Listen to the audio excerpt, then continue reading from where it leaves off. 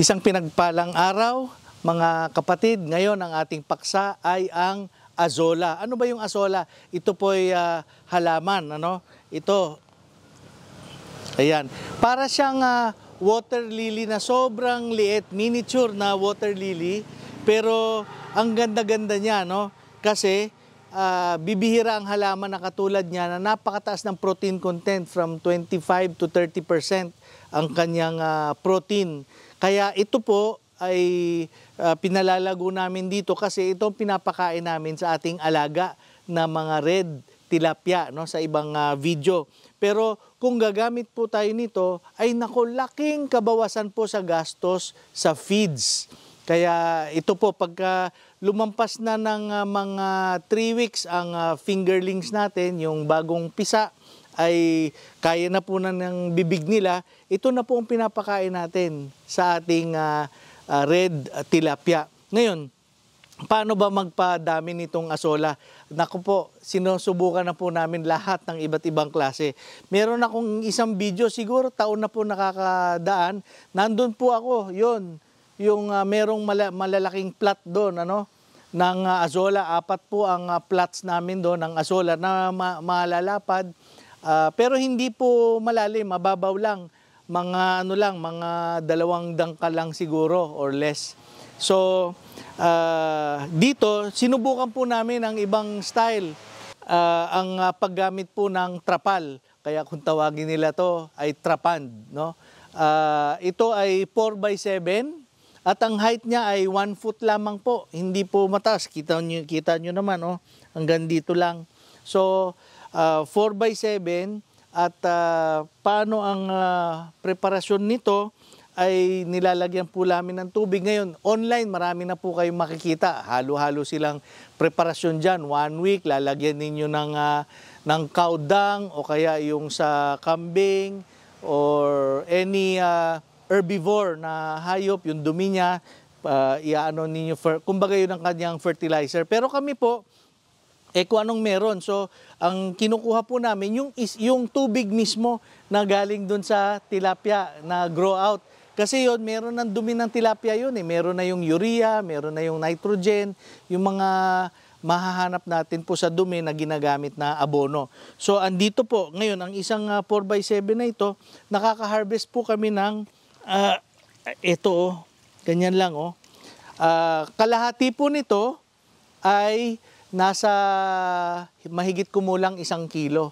At may kinalaman po ang init ng araw, kaya tayo nandito, ma-adjust po natin ito. So, itong nasa mas mainit na araw, mas mabilis ang kanilang pagdami, ang produksyon.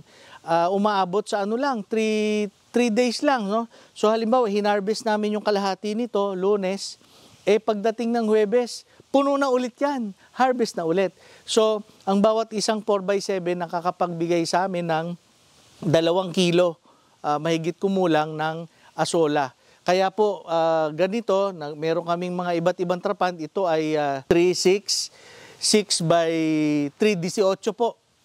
So, kung sa 18 ay makaka-harvest po kami ng mga 36 kilos linggo-linggo na nito na pakain sa aming isda. Pero meron pang ibang babantayan dito para sa mga sumusunod natin na yung mga sumusubaybay dito ay pagka bumaba, siyempre pagka mainit, yun ang gusto natin kasi mabilis dumami. Pero nag-evaporate yung tubig, so dadagdagan po natin ng tubig para yung level niya ay medyo lampas naman sa 1 dangkal. Mababa lang dito sa 1 foot na border natin. Siguro kung 12 inches yan, nasa mga 8 to 9 inches yung depth ng ating tubig.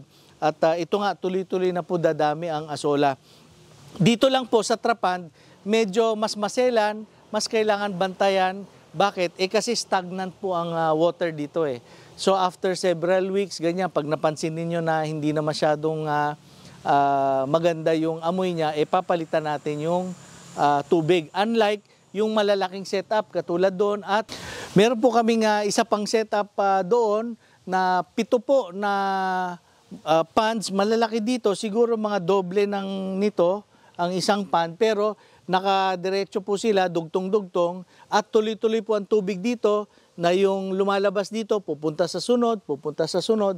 So lahat sila parang may continuous flow of water. At yung tubig niya ay nagmumula rin dito sa tilapia. So kumbaga, tuloy-tuloy ang fertilization, hindi po dumadating sa stale yung tubig o bumabaho after 1 or 2 weeks na katulad nito na papalitan talaga yung tubig doon. Tuloy-tuloy lang po, napaka-smooth ng flow. So, ang bawat setup ay may pros and may cons. Depende sa lugar po ninyo. Meron po ba kayong lugar? Pwede ba kayong maghukay ng pond?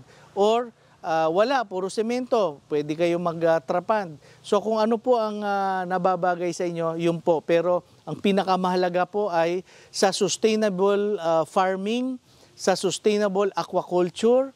Ang ating advokasya ay breed your own para hindi na po kayo bibili ng fingerlings at grow your own food, no, your own feeds para sa inyong mga alagang isda. Pagka yun po, yun ang top 1 and 2 expenses ninyo. Naku, lalaki po ang kita ninyo. Kahit maliit lang ang lugar ninyo, malaki ang kita po ninyo pagka nagawa ninyong sustainable ang inyong pagpapadami, pagpapalaki, pagpapabenta ng tilapia. Pagpalain po kayo.